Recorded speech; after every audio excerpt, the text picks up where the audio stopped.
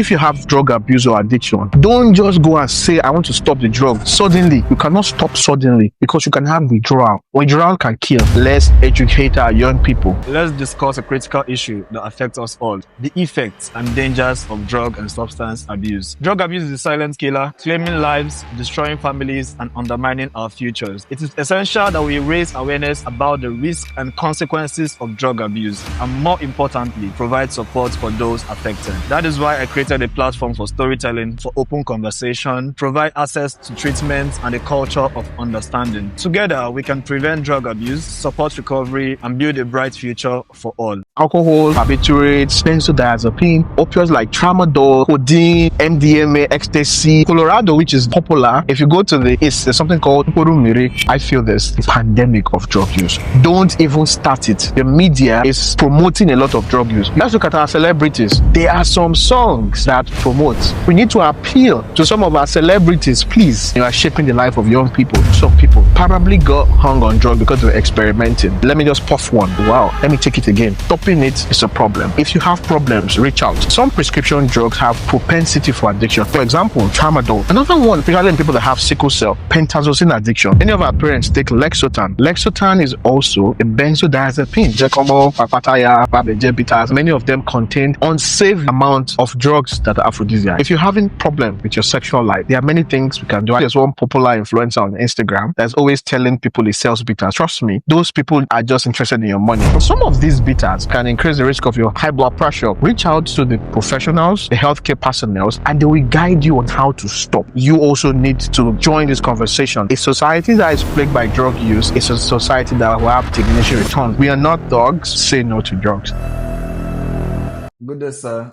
We would like to know, what are the most common signs of drug abuse, and how can a family identify them? Thank you very much for that question, and it's very important we actually talk about this because some people don't even know symptoms of drug abuse. So holistically, because we have various drugs and various drugs come with various side effects and various manifestations, but I'll just cap it all up together. Many of these side effects can be psychological, physical, and some social. Psychological, many drugs, especially when people are addicted, they can have things like anxiety, depression, hallucination. Some people can have tremor. People can have memory problems, personality changes. It's also, someone that is maybe very calm before starts to get aggressive, or different things. Person is making wrong decisions. So these are some of all of those psychological things that can come. Another thing I also want to say is that physically too, some of these drugs, your body gets to metabolize them, and some are unsafe for the organs. I'm sure we'll still talk about that.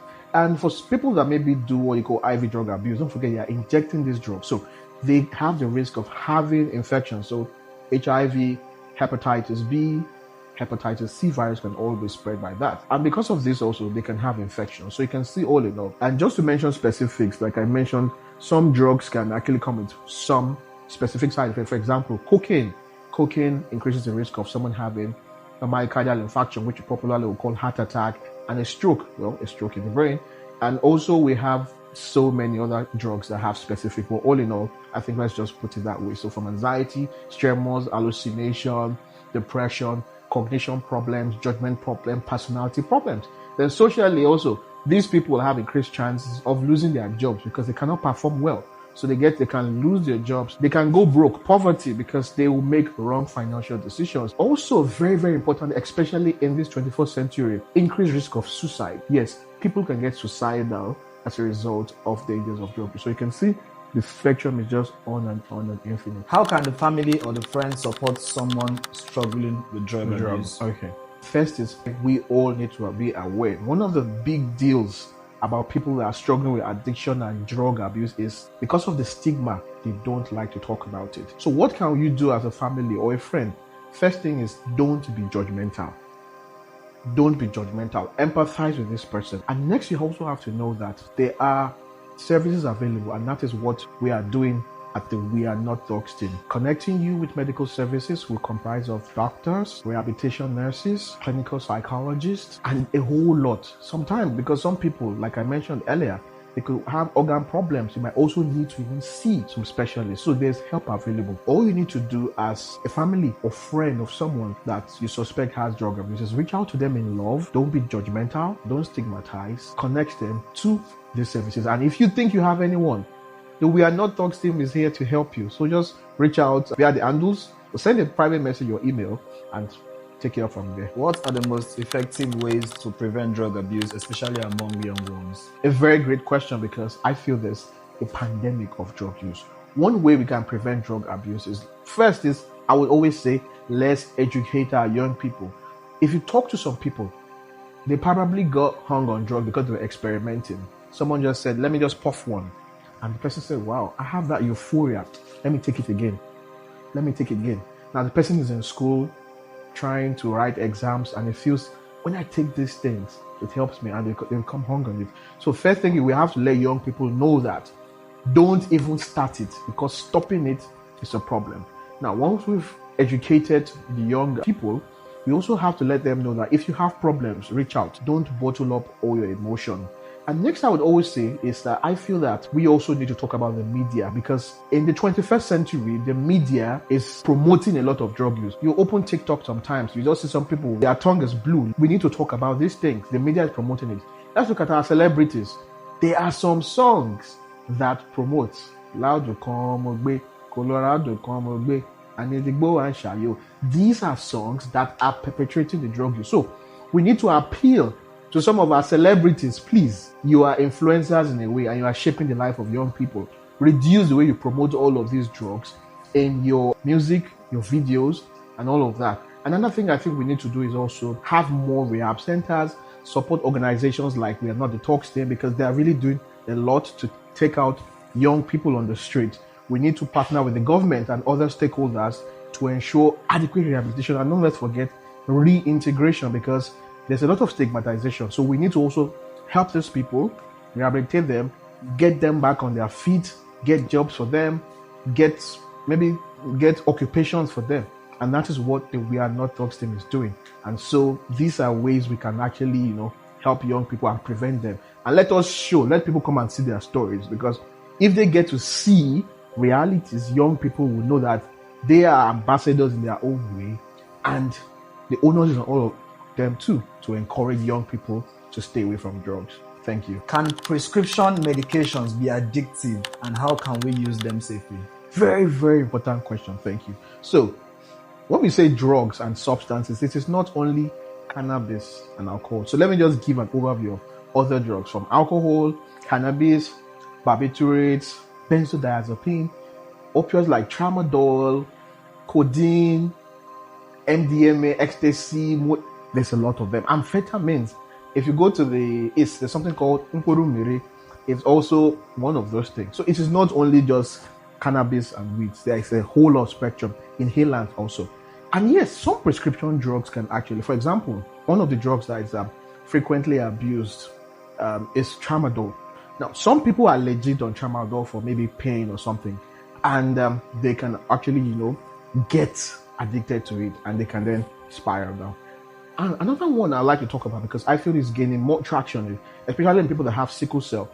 You find some of them having what you call pentazocine addiction. Yes, because some of them take pens for pain, and then yes, they then get hung up on it and become addicted. So yes, some prescription drugs have a propensity for addiction, and that's why when the medical personnel prescribes the drug for you, you'll be given instructions. The fact that you're on prescription drug does not mean you should just then take that liberty to go and get refilled. No, you should be seeing your doctors for follow-up, and you'll be advised. And I think another thing is we need some stricter regulations in Nigeria, because some of these prescription drugs, people just, could just go to some pharmacies and get them. So yes, there are some prescription drugs that are used for some medical conditions that have high propensity for abuse. For example, many of our parents take Lexotan.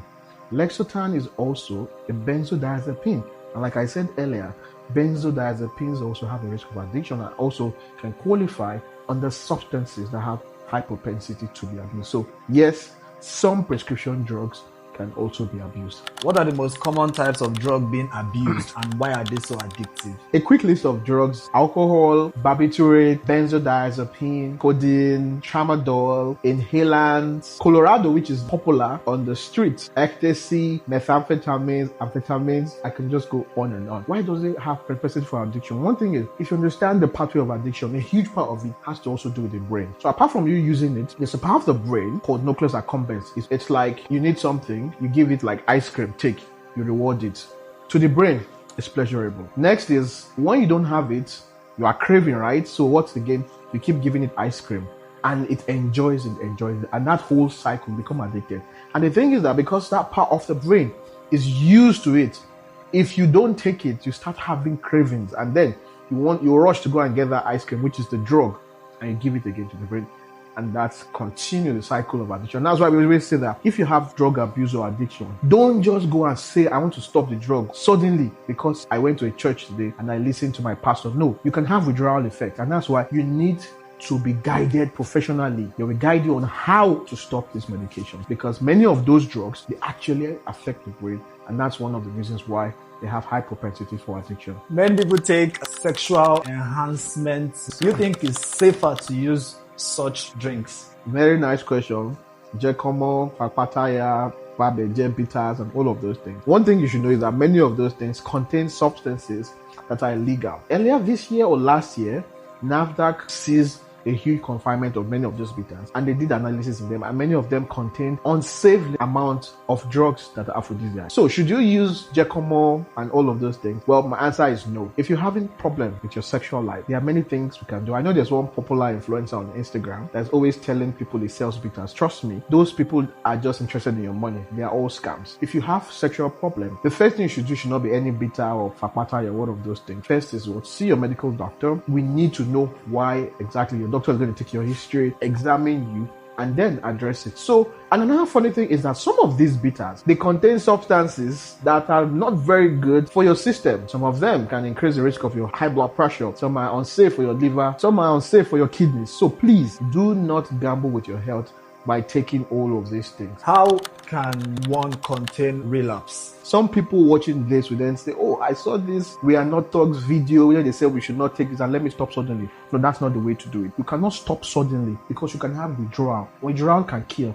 You need to be helped professionally. For example, for people that are addicted to alcohol, there's something called delirium tremens, which can be very, very dangerous and disturbing. What you need to do is to reach out to the professionals, the healthcare personnel, and they will guide you on how to stop. And that will reduce your risk of relapsing, and that will also help you battle the addiction in the long run. So get help today. Thank you all our viewers.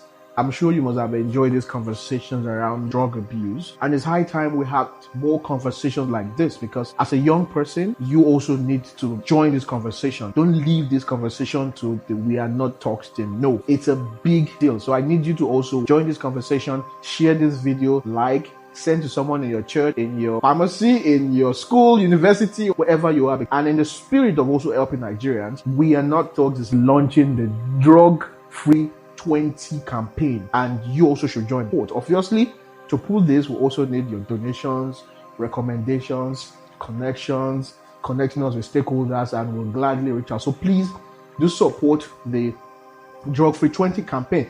And it's not only a campaign, it's your campaign also, because we are all in this together. A society that is plagued by drug use is a society that will have diminishing returns. And as a young person, so much is out there for us. So on the final note, we are not thugs. You and I are not thugs. Say no to drugs. Thank you.